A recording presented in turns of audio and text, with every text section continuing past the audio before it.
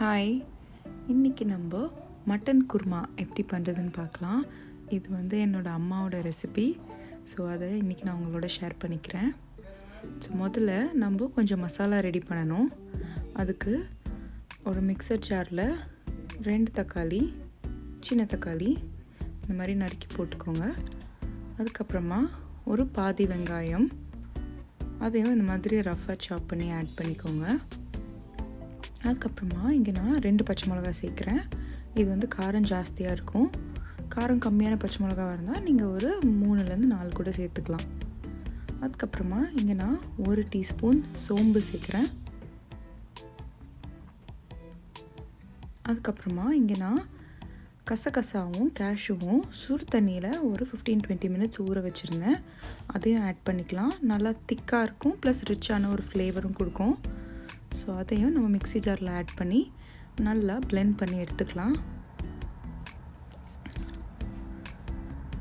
So next நம்ம இப்போது தாளிக்க போயிடலாம்.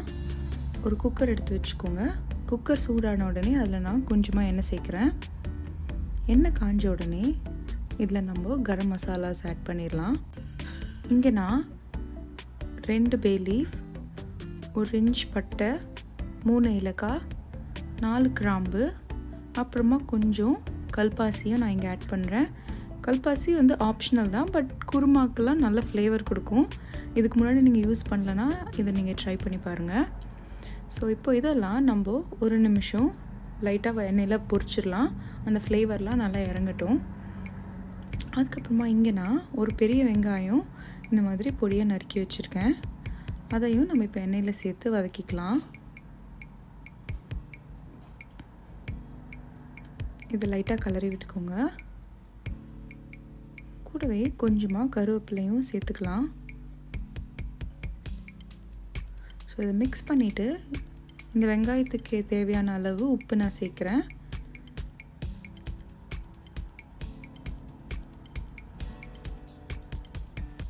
ஸோ இந்த உப்பு ஆட் பண்ணுறதுனால சீக்கிரமாக இந்த வெங்காயம் வதங்கும். வெங்காயம் கொஞ்சம் நல்லாவே வதங்கணும். ஒரு 5 to 10 மினிட்ஸ் நல்லா வதங்கட்டும் வெங்காயம்.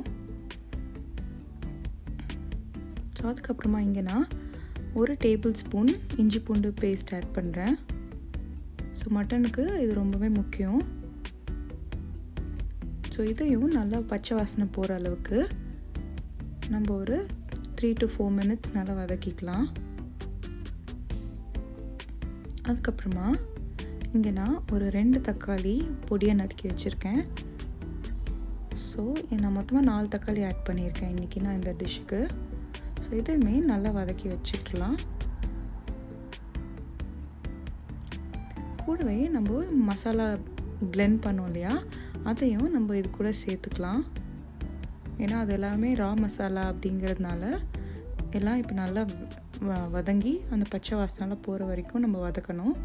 ஸோ இந்த ஸ்டேஜில் நம்ம மூடி போட்டு நல்லா ஒரு 8 to 10 மினிட்ஸ் இந்த தக்காளி நம்ம ஏற்கனவே பிளெண்ட் பண்ண மசாலாஸ்லாம் பச்சை வாசனை போய் நல்லா சாஃப்டாக முஷியாக வதங்குற வரைக்கும் நம்ம இந்த மாதிரி மூடி போட்டு வேக விடலாம்.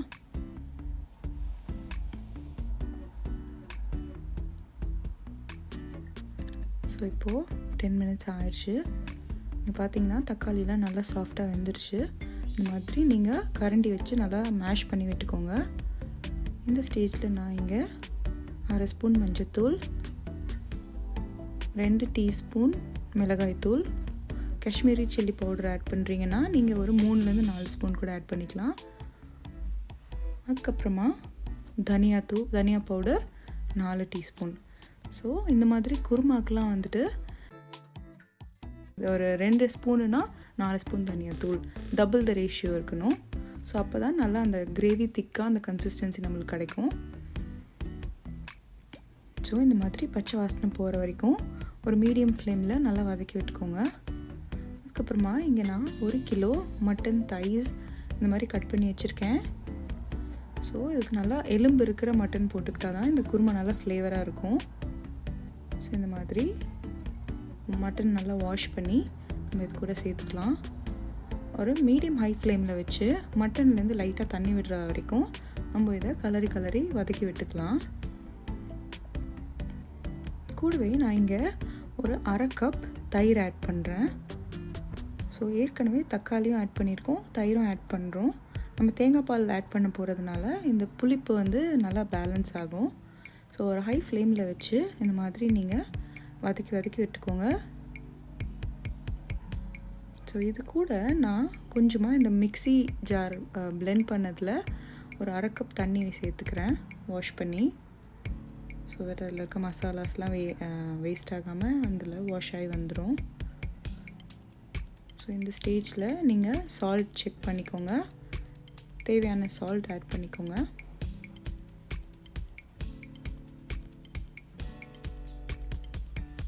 நல்லா ஈவனாக அந்த சால்ட் ஸ்ப்ரெட் ஆகிற மாதிரி மிக்ஸ் பண்ணி விட்டுக்கோங்க.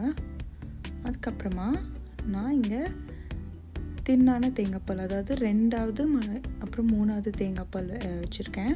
ஸோ அந்த தேங்காய்பாலை நான் இங்கே ஆட் பண்ணுறேன். அந்த தேங்காய்பாலில் தான் மட்டனே நம்ம வேக வைக்க போகிறோம். ஸோ சூப்பராக டேஸ்டியாக இருக்கும் நம்ம இந்த மாதிரி மட்டனை தேங்காய்பாலில் வேக வைக்கிறதுனால. அப்புறமா குருமானாலே உருளைக்கிழங்கு இல்லாமல் வந்து எங்கள் வீட்டில் நான் பண்ணதில்லை. பசங்க ரொம்பவே விரும்பி சாப்பிடுவாங்க.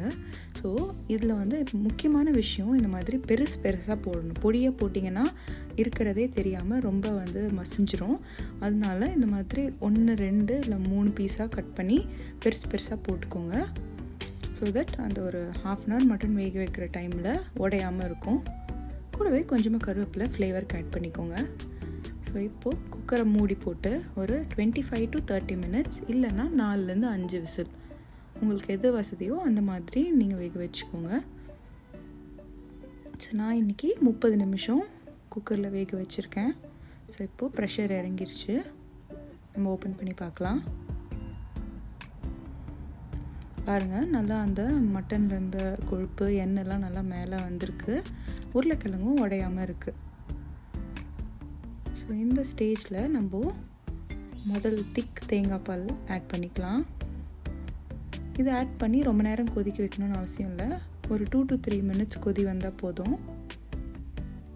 ஸோ நம்மளோட இந்த தேங்காய் பால் ஆட் பண்ண உடனே எல்லா காரம் புளிப்பு எல்லாமே நல்லா ஈவனாக பேலன்ஸ் ஆகி வரும். ஸோ இதையும் ஒரு கலரி விட்டுக்கோங்க. ஸோ லைட்டாக இந்த மாதிரி கொதி வந்த உடனே கொஞ்சமாக நான் கொத்தமல்லி இலை நறுக்கி வச்சுருக்கேன், அதையும் ஆட் பண்ணிக்கோங்க. இந்த ஸ்டேஜில் நீங்கள் அடுப்பு ஆஃப் பண்ணிடலாம். அவ்வளோதான், நம்மளோட மட்டன் குருமா ரெடி ஆயிடுச்சு. என் வீடே கமன்னு இருக்குது இப்போது.